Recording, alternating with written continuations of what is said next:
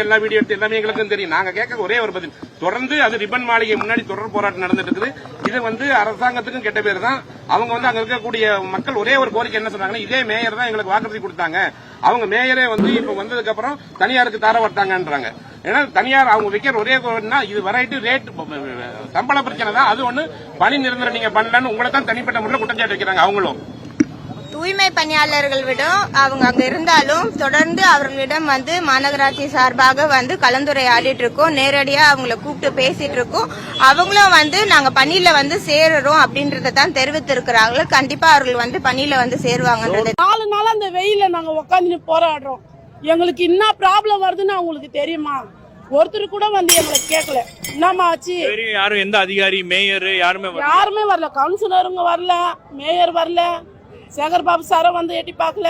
யாருமே கேட்கல. ஓட்டு கேட்க வந்தாங்களா? ஓட்டு கேட்க வீடு வீடே எங்க வீட்டாருனால வருவோம். ஆளை எடுப்போம், அவங்களுக்கு எல்லாமே செய்வோம். ஆளு கூப்பிட்டு நாங்க டான்ஸ் ஆடுவோம், ஊர்கோலத்துல எல்லாமே செய்வோம். நாங்க அவருக்கு எங்களுக்கு இந்த மாதிரி நம்பிக்கையா இருந்தோம்.